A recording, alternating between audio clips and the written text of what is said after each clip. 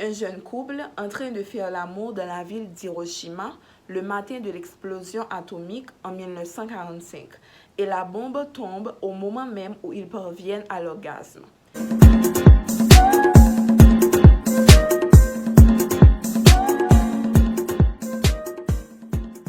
Bonjour, bonsoir tout le monde, je suis Richard Lucretia dans Read and Grow. Ce qui m'a le plus interpellé et qui m'a poussé en premier lieu à choisir ce livre, c'était le titre, Hiroshima.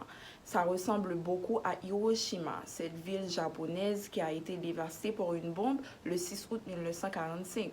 Je me suis dit, quelle est l'histoire cachée derrière ce titre? Qu'est-ce que l'auteur veut nous dire? Quel message veut-il faire passer?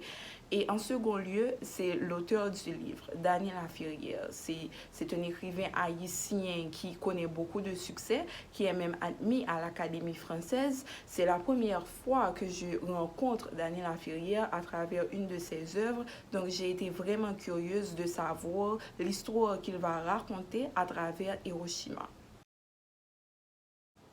Cet ouvrage m'a permis de reprendre goût à la lecture. Je me souviens que petite, j'aimais lire beaucoup. J'avais ma propre bibliothèque. Et il y avait cet ouvrage, c'est L'Auberge de l'Ange Gardien, que j'aimais beaucoup et que j'ai lu à plusieurs reprises. Mais en grandissant, j'ai un peu perdu l'habitude. Je lisais uniquement pour pouvoir soumettre mes devoirs. Cependant, en lisant Hiroshima, j'ai retrouvé cet amour pour la lecture. J'ai retrouvé cette curiosité. Je suis toujours impatiente de savoir qu'est-ce qui va se passer dans les prochaines pages. Daniel Laferrière a dit beaucoup de choses qui ont retenu mon attention. Certaines m'ont fait rire, d'autres m'ont fait penser à notre réalité et d'autres m'ont rendu un peu triste. Mais il y a deux passages spécifiques dans Hiroshima qui m'ont vraiment marqué. Le premier se trouve dans le chapitre intitulé « Tombe, bombe ». Je vous lis.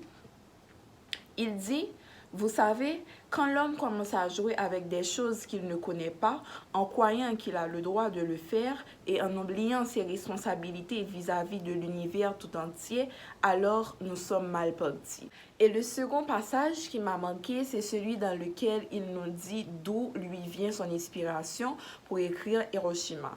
Encore une fois, je vous lis. Il dit: Eros et Hiroshima. Hiroshima, le sexe et la mort, les deux plus vieux mythes du monde.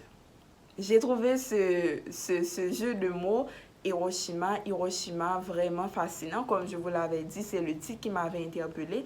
Et quand j'ai vu le passage où il explique d'où lui est venue son inspiration, je me suis dit, ça vraiment, c'est un travail de génie. Voilà, c'était tout pour Hiroshima de Daniel Laferrière. Je vous ai mis une photo de la couverture du livre juste en haut. Je vous invite à lire ce livre et à partager vos impressions avec nous. Merci et à la prochaine.